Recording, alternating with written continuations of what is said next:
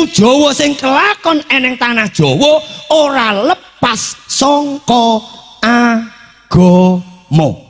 Nomor 1 sedekahan. Setiap bulan Muharram Suro mesti akeh wong sing sedekah. Sedekah niku tembung global, Pak. Aja pe iso bahasa Arab, kok wis sedekah. Bancaan ki eneng, enenge ya sedekah. Kondangan ki eneng, enenge sedekah. Selamatan ki eneng, enenge sedekah. Angen-angen. Unjukan. Pedang putih ya unjukan, kopi ya unjukan, susu ya unjukan. Lah telu unjukan iki jenenge beda. Susu ya unjukan, kopi ya unjukan, teh ya unjukan, wedang jahe pemeneng ngono lho, iki gur pemeneng. Aja mbok gene lho Kang, gak njaluk lho. Iki gur umpamane ya unjukan, sirup ya unjukan, es teh ya unjukan. Pramila mong nek neng tamu disugati, monggo katuran ngunjuk sak keparengipun. Lah nanging sayektosipun sehat utawi ganggas waras niku peparing ingkang langkung sedayanipun. Ing napa kula matur ngoten? Contoh enten tiyang niku ya sugih. Bondo donyane ya akeh. Mobile ya pirang-pirang, bisnise ya lancar. Ning ora pinaringan sehat. Seminggu kontrol yang Solo, hanya 3 dino nebus obat neh, 5 dino neh yang dokter on, 4 dino neh cuci darah umpamane. Nyun sewu. Nek wis ketatrapan ganjaran loro, duwene sapi dol, duwene wedhus dol, sepeda motor, kayu sengon jek cilik-cilik dol. Gur kepengin buru ganggas waras. Ibaratnya ngomah entek, ngalas entek, kadang malah ora waras ning malah mati. Nyun sewu niki. Lha niki nyapi mangke mang ningali lah. Kulan panjenengan gesang niku jebule nggih ngoten. Bondo donya sing digulahi esuk sore teko bengi, esuk sore teko bengi, esuk sore teko bengi. Tapi kenyataan nalika ketatrapan ora ganggas waras, ketatrapan loro sing samben dina, samben minggu, samben bulan kudu pengeluaran golek ganggas waras ning ora ndang ganggas entek bondo donyane awake dhewe. Pramila pokok pertama wonten mriki nyukuri peparingipun Gusti Allah nggih punika ganggas waras. Lah carane nyukuri pripun? Awake dhewe pinaringan sehat. Leh nyukuri leh tandha matur nuwune karo Gusti Allah pripun? Wis dikeki sehat. Ayo padha duweni lakon laku becik. Nek wong Jawa lakon, laku, becik. Nek secara bahasa Arab wa amilus solihati. Lakon sing bagus. Nah, lakon sing bagus utawa perilaku becik niku pripun? Lakon laku becik utawa perilaku bagus ya kuwi tumindake awake dhewe sangka polah tingkah pangucap iso dirasake enak kepenak kiwa tengene awake dhewe. Kula baleni. Wa amilu sholihah utawi laku becik nggo nyukuri sehat niku pripun? Lakune awake dhewe, tumindake awake dhewe, pangucape awake dhewe iso dirasake enak kepenak kiwa tengene awake dhewe. Awor masyarakat telukan geneme tingkah lakune iso enak kepenak dirasake. Awor masyarakat nglegok sing kono, awor sapa wae guneme, polahe, tingkahe enak kepenak dirasake. Awor masyarakat ndali ten mriko guneme, tingkahe enak kepenak dirasake awake dhewe. Nek eneng kotak amal ustate yo gen melok nyemplungi. Rene Kang 2000 ora apa-apa ya.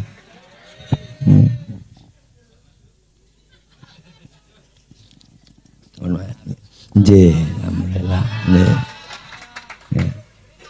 Eling-eling kapan irkam ngadeg nek nggon pengajian nek ngisor utawa dhuwur ning ngendi nggon. Kapan eneng kotak infak meter ndang dielingne. Irkam nyemplungi sik ngono ya. Heeh. Mun wis tak siapne pokoke ning ngendi nggon. Nggon, kula lajengke. Dan mriki kula lajengke.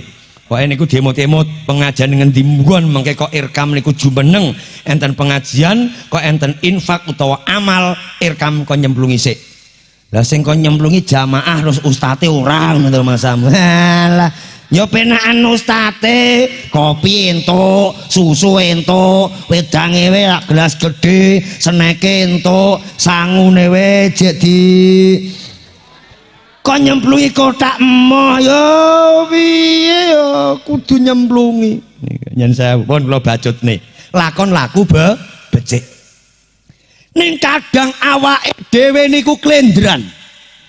Awake dhewe klendran. Dikai sehat ning lakon lakune orang dadekke becike awake dhewe kadang nacat dikei lesan iso guneman nacat ngino ngasorke ngelek-ngelek kadang nyodok atine wong liya nglarake rempelone wong liya nyen sewu tur tiyang sing duwe penyakit-penyakit ngelek-ngelek, ngino, nacat iku biasane wong sing ngrasa suci ing ngarepe Gusti Allah. Maksudipun apa? Oh, agek diceluk ustad ngono. Iya yo, kaya ya oh. Kemlete ngono. Agek dadekke imam masjid ngono. Iya yo, kaya elok-elok dhewe. Dipilih dadi takmir masjid ngene. Iya yo kaya jus-jus dhewe. Agek dadekke tetembungan celuk kiai ngene. Iya yo kaya sip-sipo dhewe. Nyun sewu. Supaya iso lakon laku becik, ayo iso rumangsa ngrumangsani. Wong salwangsul kula matur. Aja pe dadi imam. Aja pe dadi takmir masjid, aja pe disebut ustad, aja pe disebut kiai. Ning iso rumangsa ngrumangsani kiyaine, iso rumangsa ngrumangsani disebut ustad, iso rumangsa ngrumangsani disebut imam, rumangsa ngrumangsani disebut takmir masjid. Coba angen-angen. Sing rada diceluk-celuk ustad ngono kuwi. Sing diceluk takmir masjid, sing diceluk kiai. Dadi yo imam nek ora neng makmum arep ngimami sapa? Sewu, kula baleni. Iso dadi imam nek ora neng makmum arep ngimami sapa? Ngadi guna. Lah ning ora ngake dadi RT ini. Iya yo kadang yen sewu lho mriki niku RT ne kula sing nyepuhi kula. Iya iya lah nek ora ning warga arep ngerteni sapa. Tapi niki sadurunge bahas Muharram niku ngajine teko jam 1. Nek betah mulya sik. Nang sewu. Pramila nyukuri pepare Gusti Allah ganggas waras. Pun mengke lak enak kepenak. Dadi ayo sehate kanggo becik sekabeh. Nek karo sapa wae becik karo sapa wae apik. Aja nacat, aja ngino, aja ngelek-ngelek mengke lak ngene. Lah ning awake dhewe niku agek iso dadi celuk, iso serbanan, iso jas-jasan yo. Cangkeme iki kadang nyelek, nyelek. Yo sewu.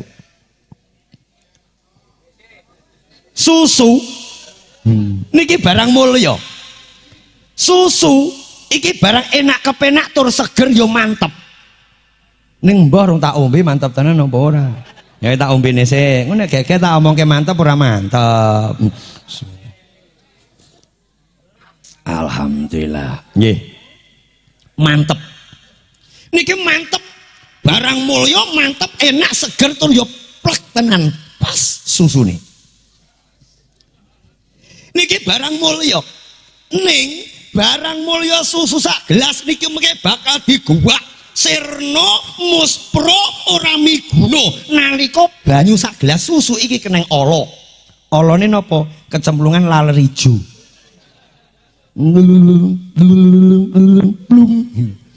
Ijo nyamber lilen kae meleng-meleng mripate mlenong-mlenong godine sak putuk driji.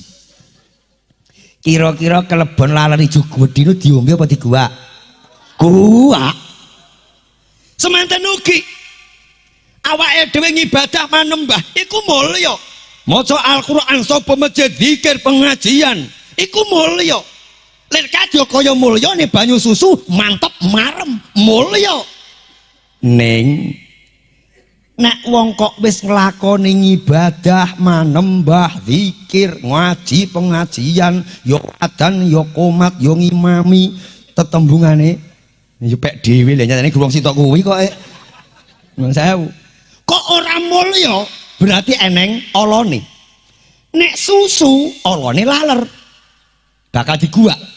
Ning nek wong lakoni syariat agama ngibadah manembah zikir ngaji pengajian maca Al-Qur'an kok ora mulya berarti eneng eleke utawa nek alane. Alane apa? Nek banyu susu alane laler, nek wong ibadah manembah nglakoni syariate Kanjeng Nabi kok ora mulya, kok ora mukti, kok ora selamat. Berarti eneng alane. Alane napa? Nyun sewu. Trengguli jenawi mriko ngarani ngeten iki jenenge cangkem. Nek tutuk gayamu cangkem. Jangan kasar ya ben wong basane nyet ngono. Lesan tutuk cangkem iku apik. Ning nek cangkeman iku elek. Nah nyun sewu. Nek cangkeman kuwi elek. Maksudipun pripun?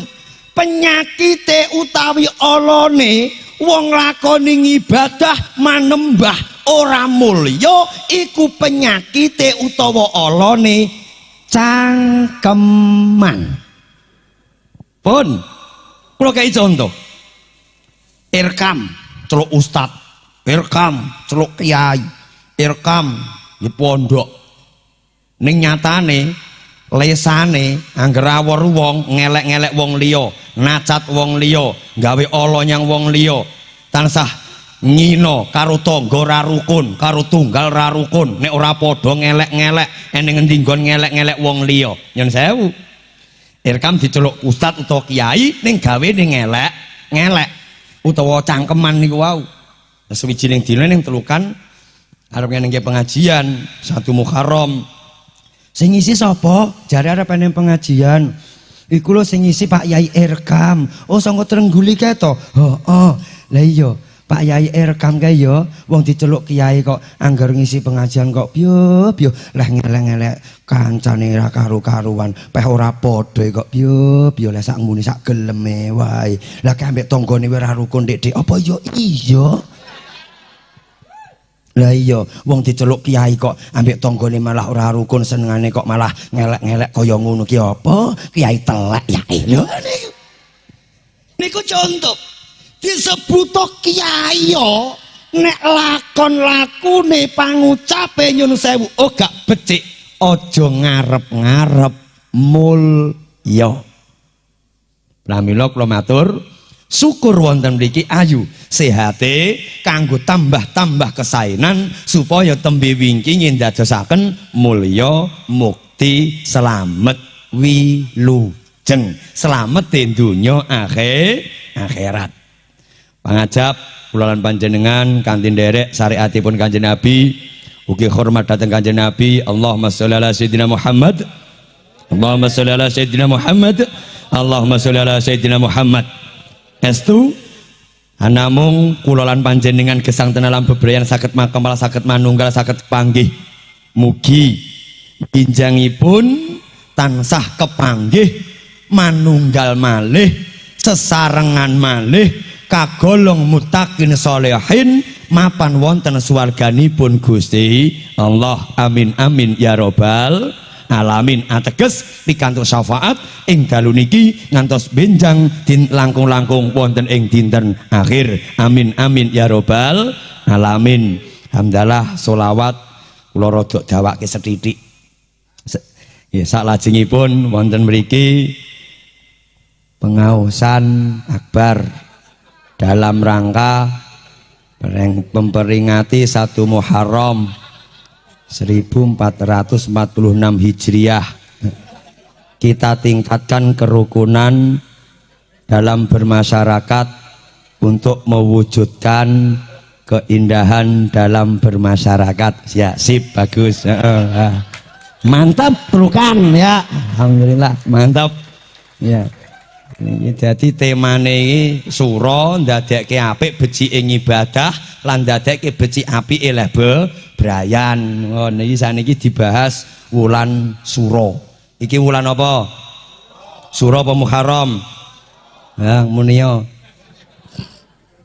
Nun sewu. Wulan Muharram. Wulan Muharram disebut wong Jawa nyebute wulan sura. Lah terus basa Jawa sura niku rumangsamu lepas saka agama ngono? Mboten. Asline saka tembung sura niku saka tembung Asyura tanggal 10. Jadi yang disebut 10 Muharram yaiku 10 sura disebut Asyura utawi wulan sura. Muharram disebut sura sebab ada tanggal 10 kejadian wonten Muharram yaiku tanggal 10 sura. Januari enten tanggal 17 mboten? Februari, Maret, April eneng tanggal 17. Ning nek sebutane 17-an iku wulan apa? Nyandak berarti. Semono uga sura niku tanggal 10. Disebut sura mesti wulan Muharram. Wong Jawa nyebute wulan sura. Asli saka tembung Asyuratun tanggal 10 wulan Muharram. Ada kejadian apa ten mriku? Kejadian-kejadian yen sewu kapundhute Sayyid Husain. Nek tak critake sejarah suwen. Browsing sejarah utawi wonten mriku peristiwa Karbala ngono wae engko dadi wong di HP kabeh hae. Iya. Nek tak critakno ngene malah dawa-dawa dinudut. Buka dhewe engko peristiwa Karbala ngono wae. Lah sing mboten sing kula bahas mboten masalah niku. Sing kula bahas wonten mriki tentang Muharram utawi wulan surane.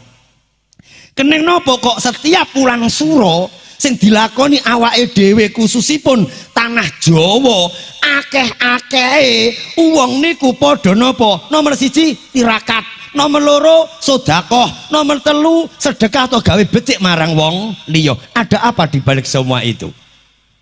Pramila nyuwun sewu, Pak. Awake dhewe iki wong Jawa. Wong Jawa. Awake dhewe wong Jawa ketekanan ilmu agama Islam sing agama Islam teko tanah Jawa niku pun enten. Utawa duriah zaman riyin. Pramila napa? Aslinipun agama karo Jawa iku ora kok melenceng, ora kok bersimpangan. Asline manunggal. Contoh, iki susu, iki Jawa. Lah, kopine agama, dadine kopi susu. Mathuk niku teh. Teh niku Jawa, jahene agama. Berarti jahe karo teh mathuk. Pramila antara wis Jawa karo agama niki asline ora mlenceng. Ayat oyate ngilmu Jawa. Ngilmu Jawa sing kelakon eneng tanah Jawa ora lepas sangka agama. Nomor 1 sedekahan. Setiap bulan Muharram suro mesti akeh wong sing sedekah. Sedekah niku tembung global, Pak. Aja pe iso bahasa Arab, kok wis sedekah. Bancaan ki reneng, enenge ya sedekah. Kondangan ki reneng, enenge sedekah. Selamatan ki reneng, enenge sedekah. Angen-angen. Unjukan. Pedang putih ya unjukan, kopi ya unjukan, susu ya unjukan. Lah telu unjukan iki jenenge beda.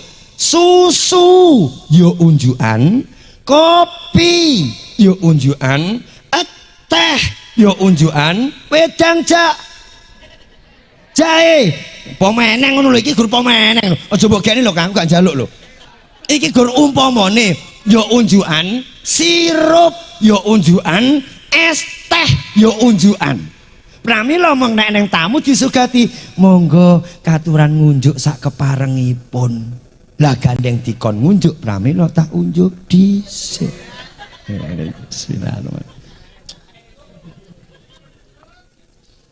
Sebab tembung unjukan, wong susu ya unjukan sing tak pilih susu. Lho wong wedang putih Trengguli kuwi nggon sumberan kuwi kaya wedang putih. Saya ora usah suwen. Pun kula lajeng nggih. Lah niki lah. Dadi napa? Contoh, apa melenceng agama karo Jawa? Mboten. Nomor 1 kula bahas tentang sedekah. Sedekah akeh-akeh wulan Muharram mesti akeh wong sing weweh. Sedekah, dek iku wetonan, dek kirim donga, dek napa niku sedekah. Keneng apa kok gak wulan Selo? Keneng apa kok gak wulan besar? Keneng apa kok sedekah kaya wulan Suro iki gak somben wae? Bari kuwi suro kan sapar. Kok ora sok mulut ngono wae. Keneng apa ada wulan Muharram? Nek jenengan nyinaoni mengke wonten pinten-pinten dawuh. Sedaqatu yauma Asyura kasedaqatu amin. Apa neh kuwi? Bahasa Arab. Sedekahe wewehe ing wulan Sura ngene iki kaya-kaya weweh sak jeroning setahun. Berarti wulan mulya, wulan Muharram niku wulan mulya. Sedekah siji kaya-kaya sedekah setahun. Secara dawuh syariat. Lah wong Jawa setiap sura mesti ngenengke sedekah. Lah perlune napa sedekah? Yo ndadekne supaya ganjarane teko setahun kaya sedekah. Lah secara syariat sedekah itu tolakul balak. Wong sedekah iku ngedohke pancabaya, ngedohke ala, ngedohke musibah. Wong sing gelem weweh insyaallah dilindungi karo Gusti Allah tansah adoh sangka rubido. Pramila wong sedekah pangajape gen slamet. Pramila wong Jawa nyebute ora sedekahan sebab sedekah kepengin selamat, sebutane selametan. Pangajape awake dhewe kanthi dalan sedekah gen selamet. Tembunge alus wilujengan supaya wilujeng sekabehane. Cobi diangen-angen wong Jawa niki lho. Arep gawe omah sedekahan, arep mantu sedekahan, sunatan sedekahan, arep gawe buk ngono wae ya sedekahan. Lah sedekah niki ndadekke slamet. Pramila wong Jawa nyebute ora sedekahan, pangajape njaluk slamet sebutane selametan. Niki nyuwun sewu Pak, sing beto monggo, sing ora beto aja nacat, aja ngina, sing gawa sinaonono gen aja salah tampa. Nyun sewu. Kadang awake dhewe niku peh nggawa agama, dawa ngene ora entuk, ngene musyrik, ngene bid'ah, ngene kafir. Bukaan kitab Riyadhus Shalihin Kang nek kowe ustad utawa kiai. Bukaan kitab Riyadhus Shalihin Kang nek kowe kuwi ustad utawa kiai.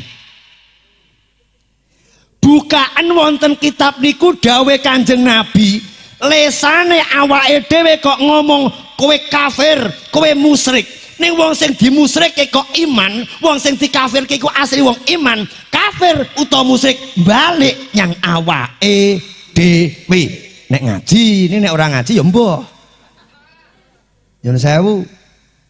Bramela, monggo buka, tak roy halamane, tak roy ngene penaken kowe no. Nah, kadang ngaji agek alif bak tak kaya ya Nyun sewu niki mangke. Buka mangke kitab Riyadhus Shalihin wis rada akhir kok. Larang sangka awal wong kula kalih anak-anak 2 tahun ora katam. Nyun sewu niki mangke gen sinau. Buka mangke kitab Riyadhus Shalihin. Mangke enten dadi kowe ngarani kafir, ning sing mbok arani kuwi asline mukmin. Kafire balik nyang awake dhewe. Pramila niki kudu dingati-ati awake dhewe. Pramila niku wae slametan. Pangajabe napa? Gur kepengin selamat. Lah zaman Kanjeng Nabi reneng. Lah nek bahas zaman Kanjeng Nabi reneng, apa sing eneng zaman saiki? Zaman Kanjeng Nabi, HP, klambi, kudung, bienges kaya mblenger kaya ngono kuwi. Skincarean ngono kuwi. Ya apa? Sayyidah Khadijah skincarean kaya kowe ngono.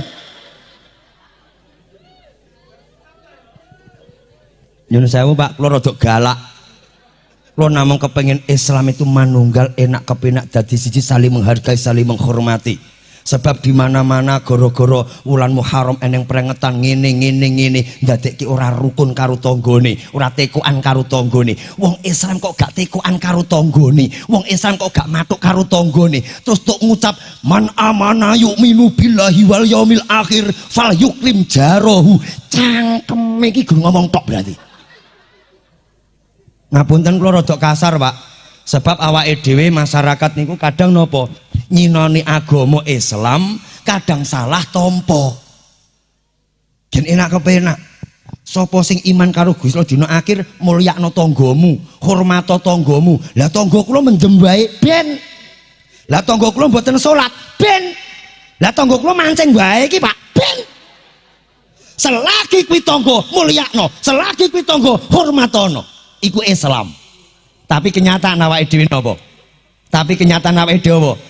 Salat saben dina, ngaji pengajian, blengermu sing mbok tata, glowengmu sing mbok tata, ulatmu karo tangga ora patek bening.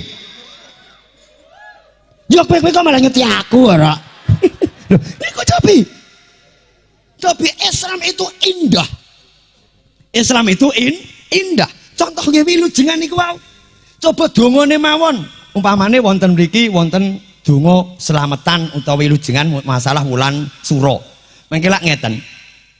Dene wontenipun wilujengan jangkep utawi sedekan jangkep, hajatipun sedaya masyarakat Trukan anggenipun ngawontenaken wilujengan pangajab merengeti tanggal sepindah wulan suro kanthi nyuwun dhumateng sanipun Gusti Allah mugi sedaya masyarakat Trukan lumeberipun sedaya masyarakat Nglegok anggenipun bebrayan tansah manggih kawilujengan kaayaman ketentreman rinten sadalunipun boten wonten alangan rubida punapa-punapa niki serta saklajengipun. Donga apa ngomyang? Nyun sewu niki. Donga apa ngomyang? Kula baleni. Dene wontenipun wilujengan utawi sedhakuan jangkep hajatipun sedaya masyarakat Trukan anggenipun ngawontenaken wilujengan mrengeti tanggal setunggalipun wulan suro kanthi sesarengan nyuwun dhumateng sanipun Gusti Allah mugi sedaya masyarakat Trukan lumeberipun masyarakat Nglegok anggenipun gesang tenalam bebrayan tansah manggih kawilujengan kaayeman ketentreman rinten sadalunipun boten wonten alangan rubida punapa-punapa niki serta saklajengipun. Wong Jawa jawabe nggih, muga-muga kasembadan apa sing disuwun. Saged ditampi? Saged ditampi? Pramila kula matur ayate ngilmu Jawa. Ngilmu Jawa ora lepas sangka ayat. ayat lir kadya tumurun ana ayat tumurun ana Mekah lir kadya kaya uwit nelolor oyote tukul eneng Jawa tukulaning ilmu Jawa ora lepas saka ilmu agama. Yen sewu eneng sing ngomong jare pitunge Jawa pitung wong klenik, jare pitunge Jawa pitunge wong jaman Kanjeng Nabi ge eneng, jare pitunge Jawa pitunge bid'ah utawa klenik. Ayo disinaoni.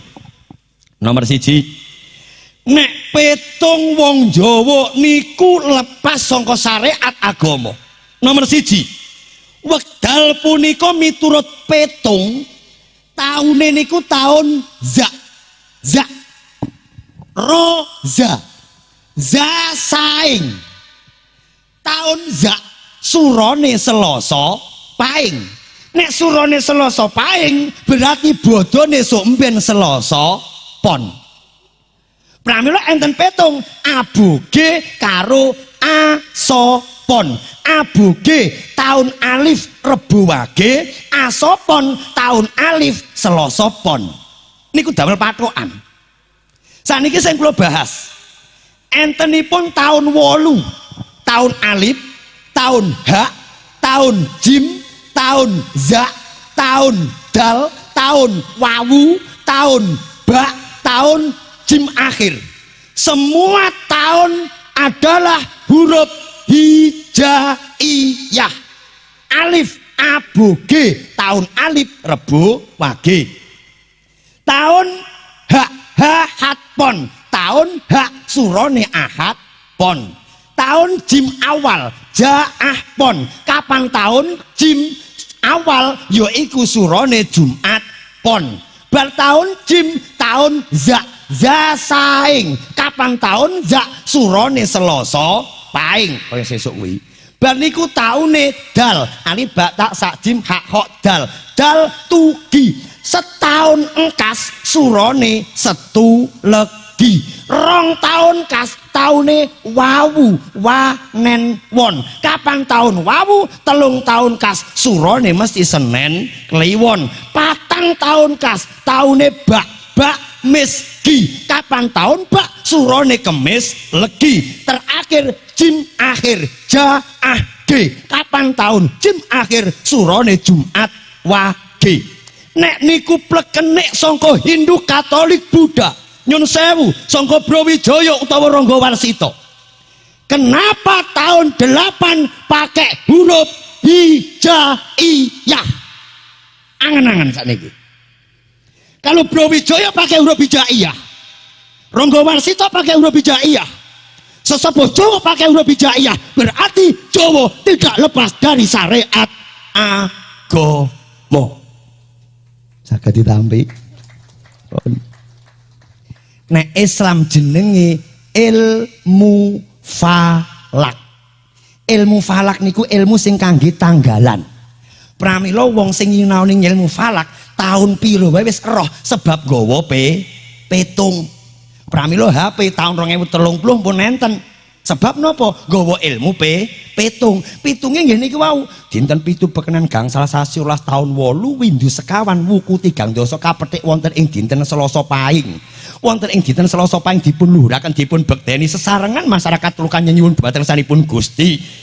Netepi wonten ing tanggal setunggal Muharram pangajap sedaya anggenipun bebrayan sedaya masyarakat Trukan lan kiwa tengipun tansah manggih kawilujengan keayaman ketentreman seger kewarasan gampil anggenipun pados sandang tedo linten sadalunipun boten wonten alangan rubida punapa-punapa niki serta salajengipun donga niki yen sewu.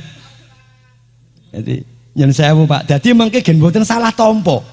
Kadang awak-awake dhewe niki gara-gara sepele ning Islam siji karo Islam siji kadang malah ngolok-ngolok nacat ngino. Tapi kita ada kesadaran. Sing kowe ngono-ngono, aku gak ngono. Ning kowe ya kawulane Gusti Allah, aku ya kawulane Gusti Allah. Nek bener-bener napa niku sinau. Asa antakru sa'in khairalakum wa asa tuhibbu sa'in syaralakum. Sing mbok anggap apik jebule malah elek, sing mbok anggap elek jebule malah apik. Nek purun sinau agama mengke tetep ada dendeng cenenge kalih agama. Jadi Jawa niku tidak lepas saka agama. Sebutan melih wontenipun sekolah suci lembaran uduk. Nah, sekolah suci lembaran uduk niku saprantosipun ngabekti luhuraken dhateng Kanjeng Nabi Muhammad sallallahu alaihi wasallam. Sak garwa putra sahabat sekawan, Sayyidina Abu Bakar, Sayyidina Umar, Sayyidina Utsman, Sayyidina Ali, ugi para tabiin serta wayah Rasul Gusti Hasan Husain. Sedajipun luhuraken dipun bekteni kanthi luhuraken Kanjeng Nabi keluarga lan sahabatipun. Mugi sedaya masyarakat anggenipun bebrayan pikantuk keberkahan saking Kanjeng Nabi, manggih kaayaman ketentreman rinten sadalunipun boten wonten alangan rubida punapa-punapa niki serta saklajengipun. Gur wong Jawa dhisik ora fasih kaya sing disinaoni saiki. Nek wong dhisik sebab tahun 70 80 urung eneng tulisan luweh-luweh HP. Tahun 70 80 enenge sabak niku nek ditulis dihapus ilang, ditulis dihapus ilang. Nek EQ-ne kene ora nyandak, ora nyentel. Pramila para wali ngekeki nyang para sesepuh, A kekne B, B kekne C, C kekne D, D kekne E, mbah tekaning para wali. Pramila sebutane kadang rada menggok ning karepe bener. Mengko lak ngeten. Luhuraken malih dhateng wontenipun sekolah suci lembaran uduk dhateng Kanjeng Nabi Muhammad sallallahu alaihi wasallam sak garwa putra sahabat sekawan Abu Bakar Utsman Ali wah para tabi rasul. Lah ya ngono kae. Asline tabiin bahasa Arab penganut. Lah melo ora sadho kemaki nek ra sinau bahasa Arab. Nang teko Imam Tadak khobare bingung kok. Nyun sewu. Umpama sak elek-eleke sing dilakoni ning tanah Jawa niku elek. Nyun sewu mungkin sing disalahke bangsane nyekar kondangan saandane niku elek. Iku rasa dadak ngenteni saiki mungkin ndek mben wis ilang. Tok nyalahke ora usah dadak ngenteni wong zaman saiki. Lah zaman saiki umur agek 40, 50, lek nyalahke kuwi gak entuk ngene, gak entuk ngene, gak entuk. Nyun sewu. Iku tinggalaning para wali ulasan Jawa karo Islam supaya wong Jawa iso mlebet Islam. Beberapa ratus tahun peninggalane WIJ. Lah awake dhewe urip eneng desa eneng masyarakat 40-50 tahun. Nek para wali ninggalke adat budaya mempersatukan umat menjadi Islam. Lah awake dhewe tinggalane apa? RT ora kepilih kok kemaki lho kadang. Sewu niku. Dengan bulan Muharram kita jadikan perilaku kita yang lebih baik dan yang terbaik. Kita manunggal Islam satu, kita manunggal menjadikan untuk kebersamaan. Yen sewu, yaiku mang aja nganti susu kecemplungan, laler nek nggen kula cangkem, nek elek berarti cang. Nah, yen sewu kula matur ngeten, bulan Muharram sebab gejolak sekali. Enten pundi nggon. Ning biasane sing nyalah ning ngoten niku nek tak tekoki ya ora pondok pesantren. Biasane wong eneng ngarep masyarakat, biasane mengko diuwongne kadang gung belum sinau, gur maca tanpa guru sehingga kadang salah tompo. Kaya tulisan 5 tambah 5 ping 3. Contoh mawon jenengan jawab. Eneng tulisan 5 tambah 5 ping 3. Jawabe pinten? Jawabe piro? Eneng tulisan 5 tambah 5 ping 3. Jawabe piro? Kalih dosa. Jawab piro? Lah 5 tambah 5 piro? Ping 3 piro? Lah nek jawab 20. Loh. Lah kuwi cung tulisan 5 tambah 5 ping 3 kuwi nek gak dijlentrehke jawabane beda, penemune beda. Al-Qur'an hadis kuwi tulisan. Nek tanpa guru kadang karo anggenipun nafsiri. Kaya sampean jawab 20, jawabe kono 30. Penemune kono 30 bener, penemu 30 ya bener. Nek tok gur tulisan tok, nek gak dijlentrehke bingung wong gur tulisan 5 tambah 5 ping 3. Lah nek tomu nyandai 5 tambah 5 ping 3 30. Nek tomu nyandai 5 tambah 5 ping 3 ya 20. Jawaban 2 nek gak dijlentrehke salah tompo. Begitu juga Al-Quran hadis. Nek gandhe guru akeh-akeh salah tompo. Nek wis salah tompo nyalahno ngino nacak karo wong liya. Nyun sewu. Iki penting ilmu agama nggo guru. Anake dipondokke ganti guru. Nek ra diamuk ora patek roh. Nyun sewu, Pak. Jadi Al-Qur'an hadis niku perlu dijlentrehno. Pramila kadang kan lha kowe sinaumu nyang sapa? Pomo Irham, kowe sinau nyang sapa? Kula teng Mbah Yai Sodik, Kapu Pagu Kediri. Lajeng teng Mbah Asmuni. Wonten Banjaranyar Kediri. Lajeng pindah sinau melih kalih Mbah Yai Munawar. Mbah Yai Munawar niku sinten? Mbah Yai Munawar niku santrine Mbah Wahab. Mbah Wahab niku sinten? Sepupunipun Mbah Maimun. Mbah Maimun, Mbah Wahab kalih Mbah Sahid Kemadu niku sampai disebut dulunya wonten Rembang 3 serangkai yang dari Rembang. Nek wis ketemu Mbah Maimun, Mbah Wahab kalih Mbah Sahid tidak lepas sangka Lirboyo. Berarti guru ki eneng. Mengko ngilmune saged tumuju. Nek gur nuruti penemune dhewe kaya 5 tambah 5 ping 3 benere dijawab 30, jawabe ya 20, benere 20, jawabe 30 sebab ge eneng sing jlentrehke. Saged ditampi apa? Yes ngono kuwi pokoke.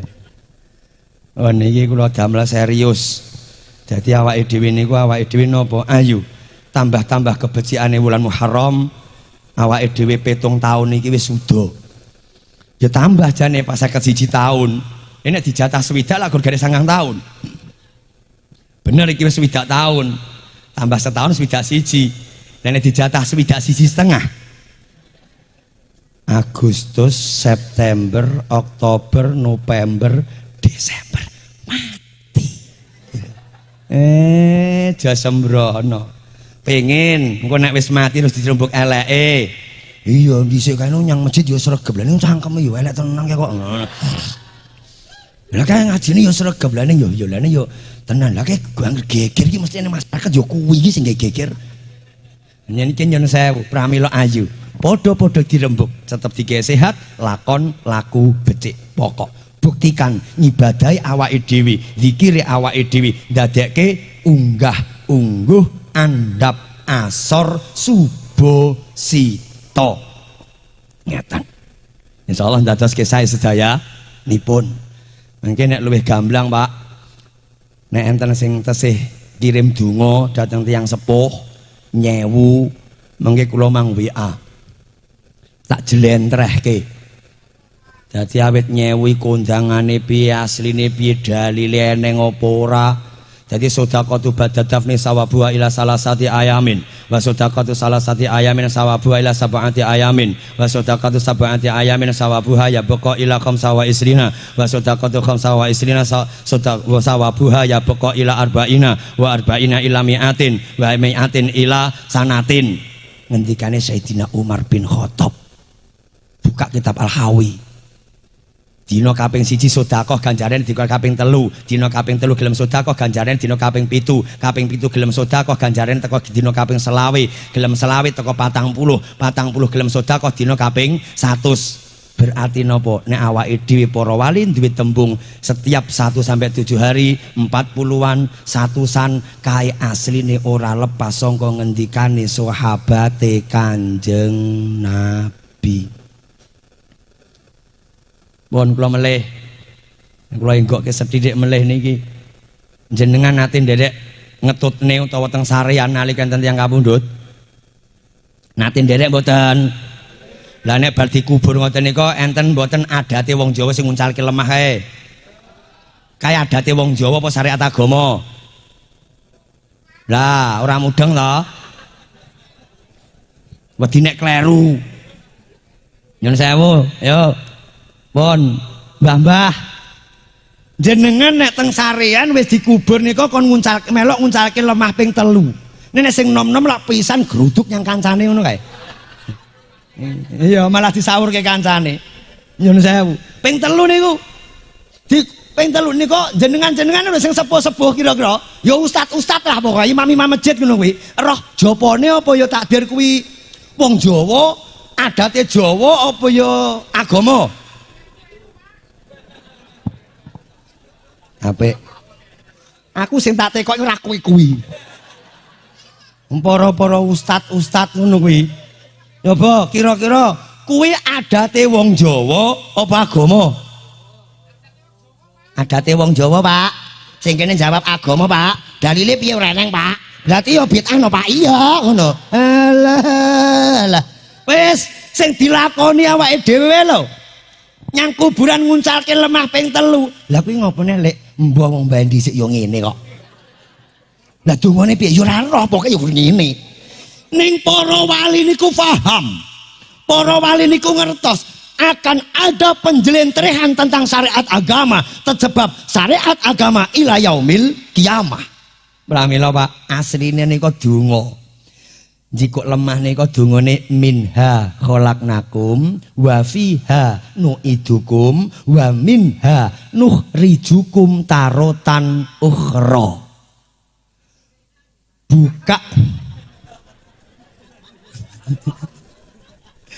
Buka kitab Azkar utawi sak mandhape mengke Durusul Fiqiyah juz 4 akan dijelaskan. Lho jebule ngaji ki ombo ya. Agak iso. Ya ayyuhalladzina amanu. Hai orang-orang yang beriman. Yang tidak beriman tidak. Hai. Agak iso ngene kemakine ra karo-karuan. Lah coba ya ayyuhalladzina. Ya apa? Kepanjingannya kok aladzina. Aladzina iki kalimah apa? Lah malah mumet. Alhamdu. Kena ngapa diwaca alhamdu? Sebab dadi mubtada. Setiap kalimah awal jenenge mubtada. Amil mubtada niku ngambil kawitan mubtada. Nek mubtada mesti diwaca khobar utawa rofa alhamdu. Nek alhamdu bener sebab dadi mubtada du. Ning alhamdu kok diwanani sekabehane. Padahal alhamdu niku isim mufrad duwe makna siji. Kudune kan alhamdu puji kok duwe makna sekabehane. Kepanjingan al jenenge al istidrakul jinsi. Ora malah mumet Pak sampean. Tajwid urung patek iso aja meneh arep yang nahwu sorob. Pramila ilmu agama ayo awake di rumangsa-rumangsani. Sak pinter-pintere wong ijene sing pinter. Sak alim-alime wong ijene sing luwih alim. Sak kondang-kondange wong ijene sing luwih kondang. Sak elok-eloke wong ijene sing luwih elok. Nek awake dhewe age dadi ustaz rasa kemaki.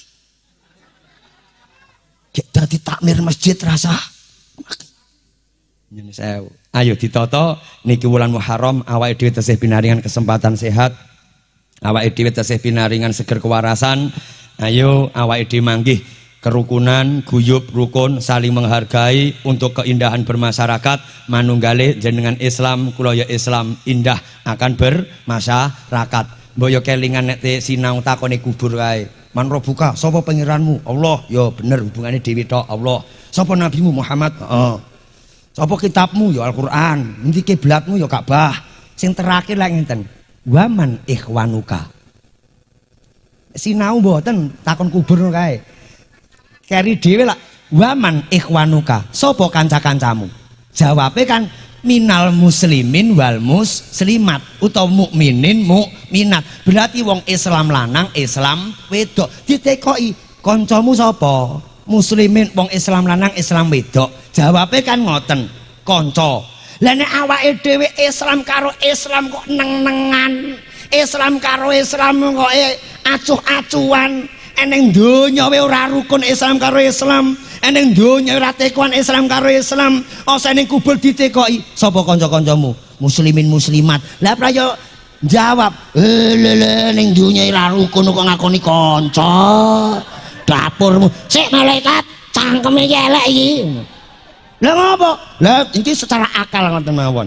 Lah apa wong ndek ngakoni jare kancane muslimin muslimat. Lah ning masyarakat muslimin muslimat we tekok we ora. Yo dhisik yang cangkeme elek.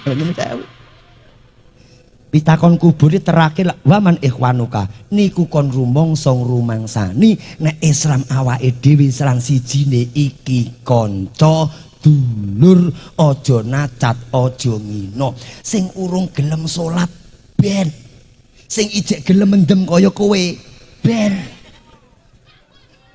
iya sing urung gelem nyang masjid ben dipaksa ora iso. Carane pripun?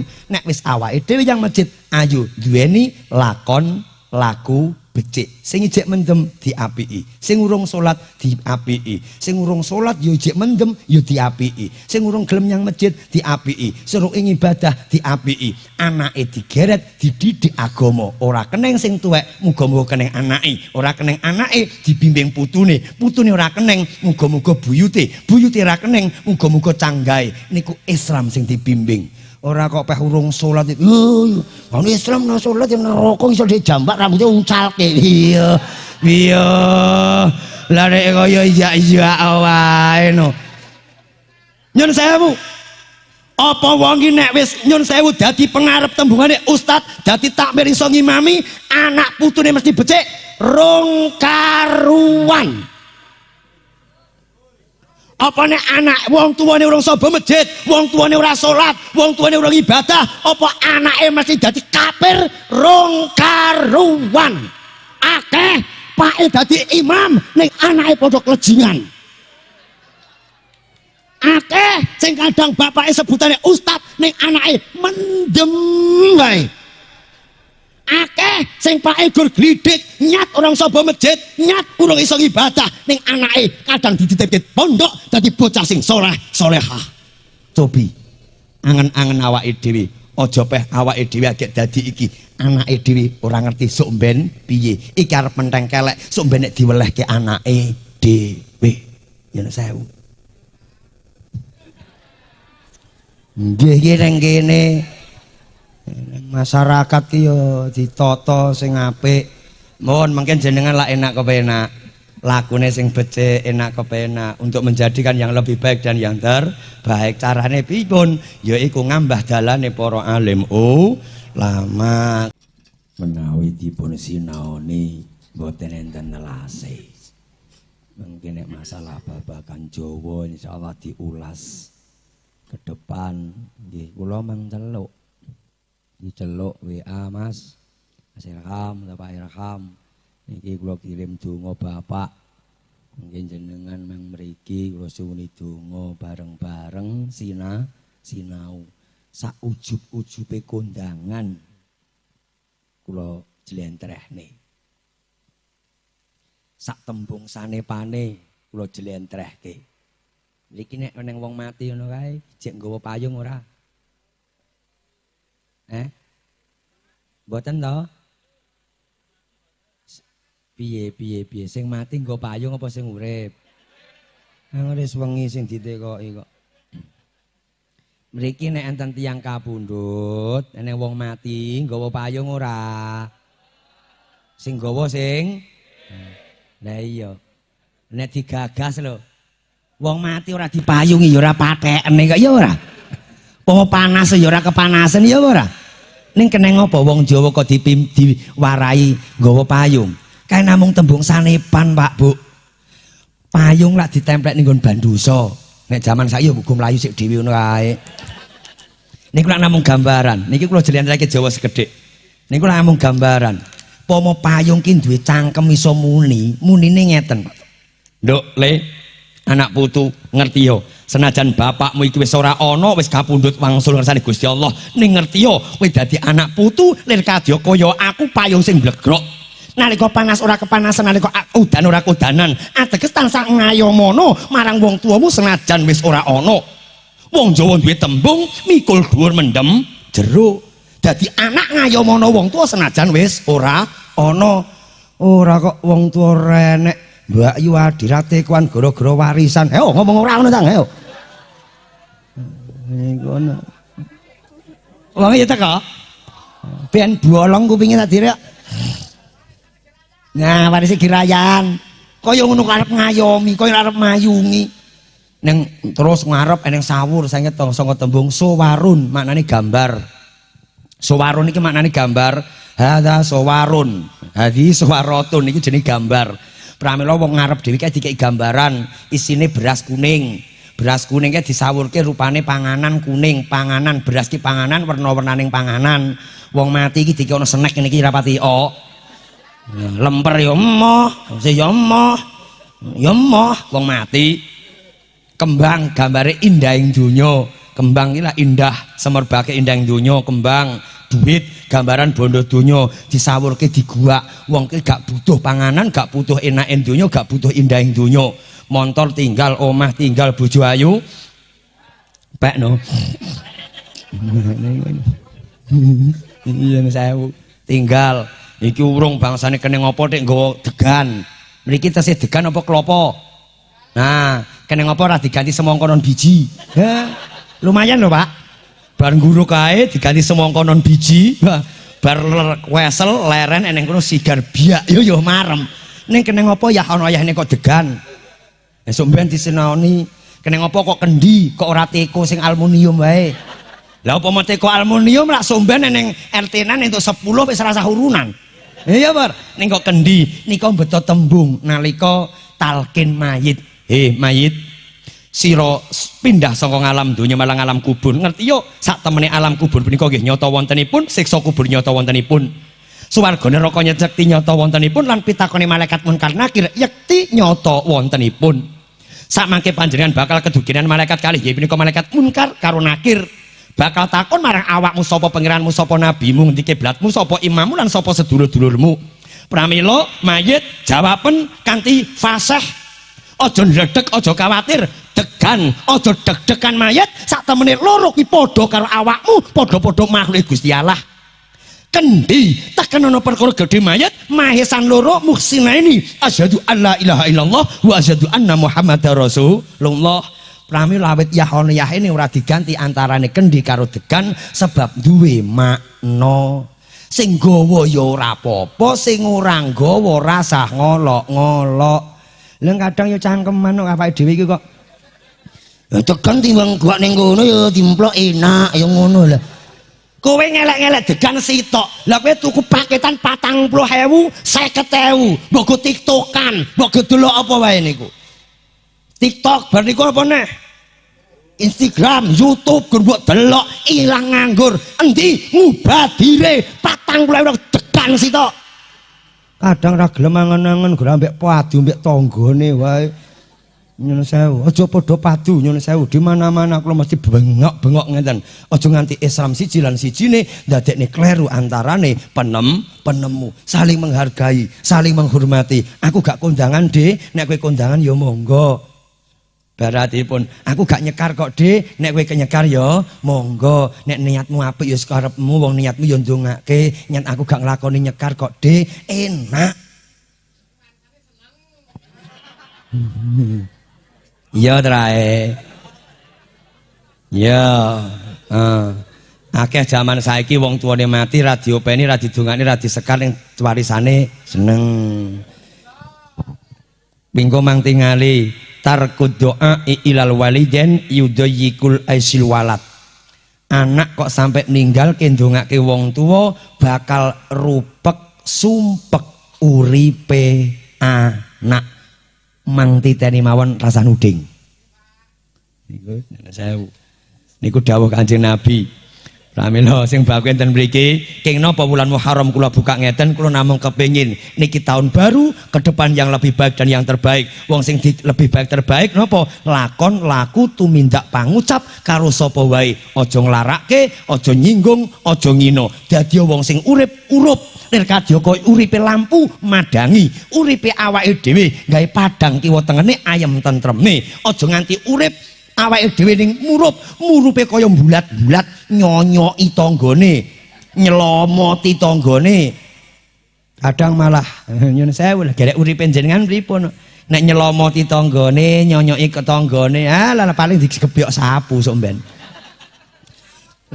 Lah nek geni nyonyoki tanggane, nek uripe kaya lampu lak madang ya bakal tetep di istilahipun dijaga. Nggih sing baku Awit awal kula mboten enten rasa nyinggung, ngino, nacat, ngeles, ngasorke, ngenani siji lan sijine. Kula namung kepengin ayu padha iso rumangsa rumang sani. Kono ya kawulane umate Nabi, kene ya umate Nabi, kono ya tangga, kene ya tangga, kae ya tunggal, nyat kene ya tunggal. Isu rumangsa rumang sani. Luwih-luwih karo tangga awake dhewe tanpa tangga ya ora iso apa-apa. Nek mati sing mendem ya rewang, digawe sing rewang ya tangga, arep apa-apa sing butuh ya tangga. Nek iso rumangsani insyaallah nggih enak penak. Jadikan Islam ke depan yang lebih baik dan yang terbaik. Ateges napa netepi agami Islam, dadoske lakon laku becik sedaya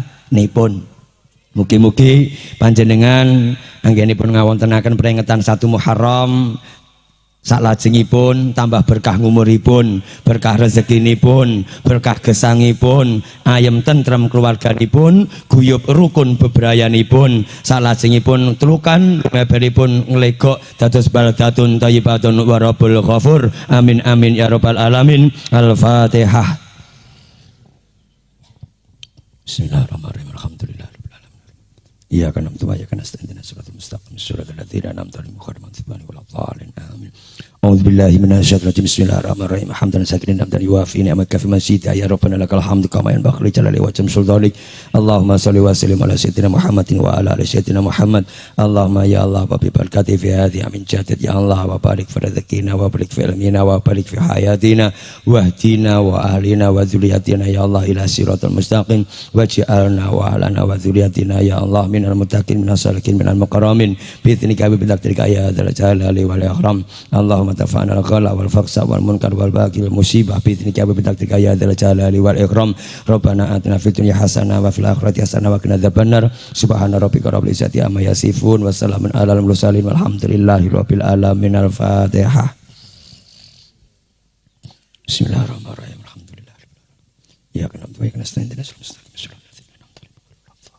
kathah kula matur tetep enten jajar cerewet ingkang boten mlanani penggalih estu kawula manungsa limrah kula nyuwun agunging pangapunten.